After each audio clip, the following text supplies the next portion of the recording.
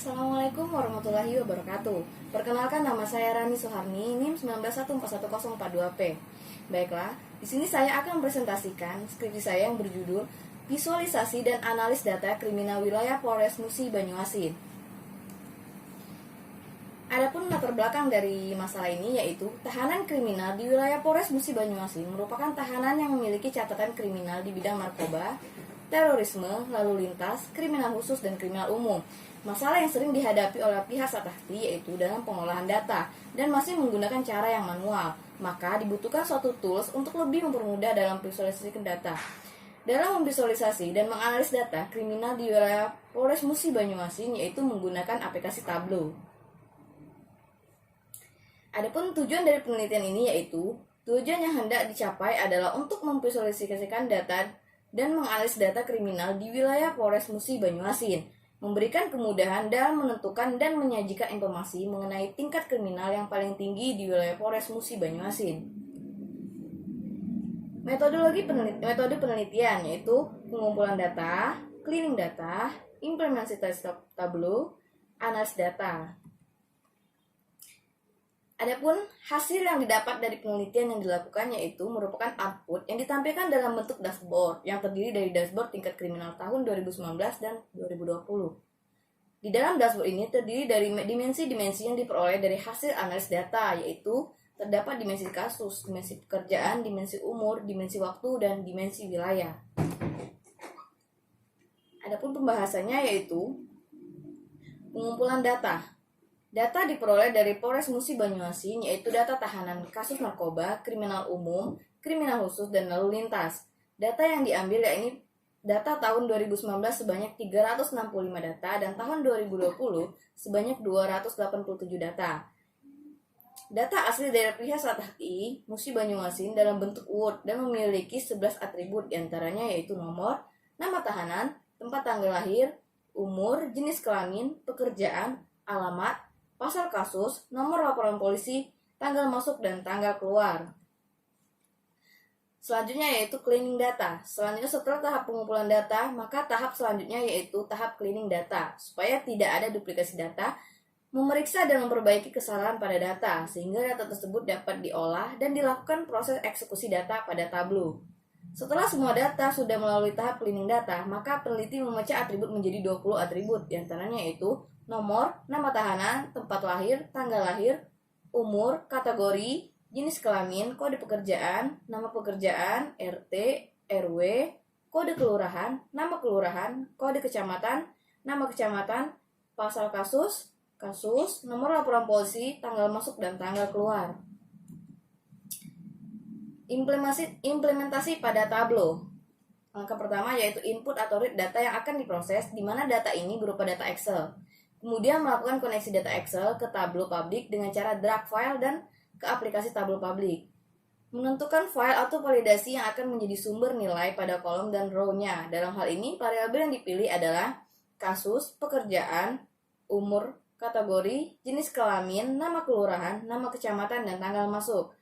Melakukan pengolahan dan analis data berdasarkan dimensi-dimensi yang sudah ditentukan sebelumnya, yaitu dimensi berdasarkan tingkat kasus, tingkat umur, tingkat pekerjaan, tingkat waktu, dan tingkat wilayah yang melakukan tindak kriminal yang tertinggi. Adapun hasil dari penelitiannya ini yaitu berikut merupakan data source dari setiap tabel-tabel dimensi yang diperlukan, yaitu tabel dimensi kasus, tabel dimensi pekerjaan, tabel dimensi umur, tabel dimensi waktu, tabel dimensi wilayah. Berikut merupakan tampilan dari dimensi kasus pada tahun 2019 dan tahun 2020. Selanjutnya yaitu berdasarkan dimensi pekerjaan pada tahun 2019 dan 2020. Dimensi umur pada tahun 2019 dan tahun 2020. Selanjutnya yaitu dimensi waktu berdasarkan pada tahun 2019 dan 2020. Selanjutnya dimensi wilayah dari tahun 2019 dan 2020.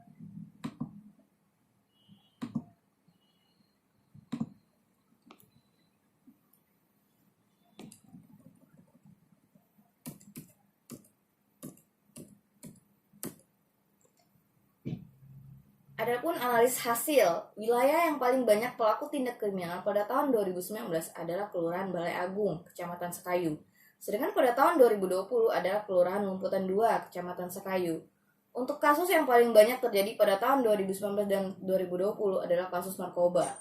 Sedangkan dilihat dari tingkat pekerjaan pelaku tindak kriminal, yang paling banyak pada tahun 2019 memiliki pekerjaan sebagai wira swasta. Dan pada tahun 2020 memiliki pekerjaan sebagai petani. Pelaku tindak kriminal yang tertinggi pada tahun 2019 berumur 39 tahun dan pada tahun 2020 berumur 23 tahun. Sedangkan berdasarkan waktu yang dapat dilihat, jumlah tahanan yang masuk pada tingkat tahun 2019 terjadi pada bulan Maret dan Juli, masing-masing sebanyak 43 tahanan. Dan jumlah tahanan yang masuk tertinggi pada tahun 2019 terjadi pada bulan Maret sebanyak 48 tahanan dan bulan Januari sebanyak 39 tahanan. Perbanding antara tahun 2019 dan tahun 2020 dapat dilihat dari jumlah tahanan yang masuk.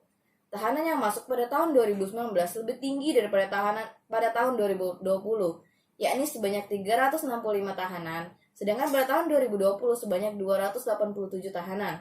Dari tingkat kriminal berdasarkan dimensi kasus untuk tahun 2019 dan tahun 2020 sama, yakni kasus narkoba yang tertinggi.